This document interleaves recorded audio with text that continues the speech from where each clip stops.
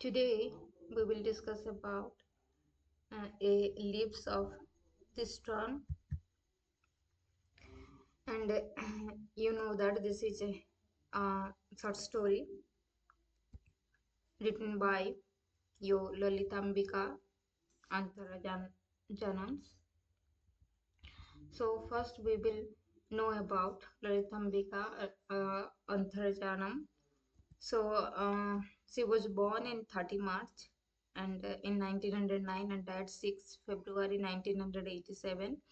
She was an Indian author and social reformer, best known for her literary works in the Malayalam language. So um, Lalithambika जो हैं वो Malayalam language से belong करते हैं और mostly famous भी इसी लैंग्वेज पे बहुत ज़्यादा फेमस भी हैं. She was influenced by the Indian independence movement and social reform movements among the Nambu, Nambutiri community. So Nambutiri community से वो बिलोंग करते हैं और मोस्टली वुमेन्स के बारे में, वुमेन्स के रोल के बारे में सोसाइटी में, फैमिली में और वुमेन इंडिविजुअली कैसा होना चाहिए, कैसा उसका स्थिति है, उसी टाइप का राइटिंग उनका रहता है.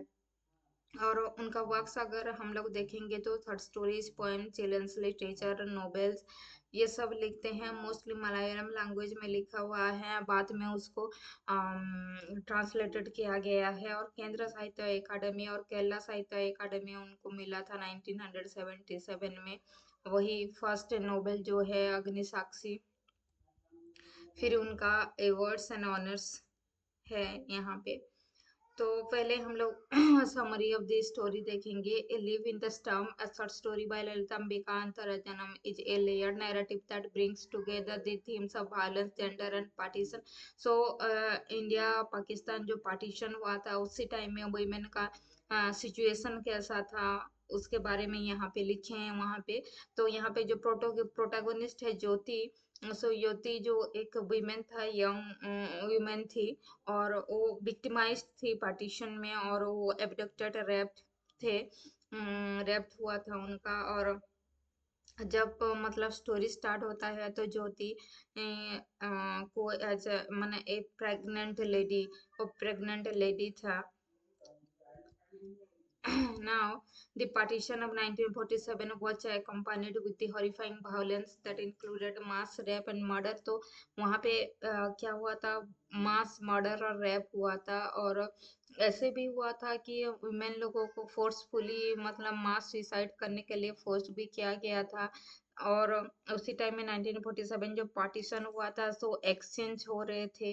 मतलब पाकिस्तान के हिंदू वीमेन कुछ लेके बॉर्डर में आएंगे और इंडिया में जो मुसलमान मतलब हैं वीमेन लोग उनको लेके आएंगे. वहाँ पे क्या होगा, एक्सचेंज का प्रोसेस होगा. और उसी मतलब क्या हुआ, उसी को mostly a leaves in the storm दिखाया गया है. और Jyoti the central character has been abducted and raped while crossing the newly laid borders from one jail to another and has found herself in the refugee camp, and her condition puts her in contrary thoughts to keep the baby. However, after the delivery मतलब बाद में उसको realise होता है कि वो एक तो मदर हैं.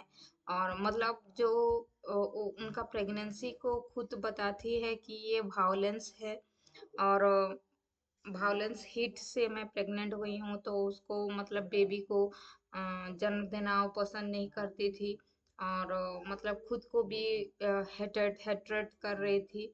लेकिन बाद में जब हुआ था बेबी बर्न हुआ, उसका मदरहुड आता है और बाद में वो चेंज हो जाती है. तो यहाँ पे leaves in the storm is brutal tale of partition, violence, gender.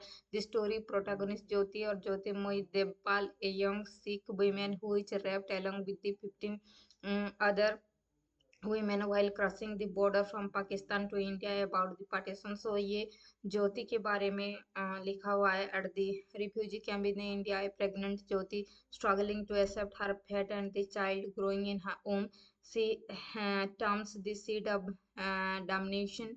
To Jyoti, the child represents hate, not love, and is a reminder of horrific events that transpired and that led to its conception. तो ये मतलब ज्योति की feelings क्या थी और क्या उसका उसकी सिचुएशन थी उसी टाइम पार्टीशन के दौरान ये सब वहाँ पे दिखाया गया है। तो जो लीफ सिंबलाइज क्या होता है, स्टम क्या सिंबलाइज करता है यहाँ पे, तो leaf represents his child and the stem represent the partition and all the violence associated with. तो स्टम जब आता है तो क्या होता है, मतलब तहस नहस हो जाता है, मतलब लोगों को कुछ समझ में नहीं आता है, वायलेंस सब तरफ दिखाई जाता है, दिखाई देता है। उसी उसी प्रकार वहाँ पे ए लिव्स इन द स्टॉर्म, मतलब जब पार्टीशन हुआ था वुमेन के ऊपर ऐसा ही कुछ वायलेंस वायलेंस हुआ था और वो तहस नहस हो गए थे उनके जिंदगी। उसी थीम को बेस करके यहाँ पे लिव इन द स्टॉर्म लिखा गया है। Then this term represents the violence and destruction that partition unleashed and the people of both nation and especially the women. Then after that patriarchal society के बारे में यहाँ पे बात किया गया है.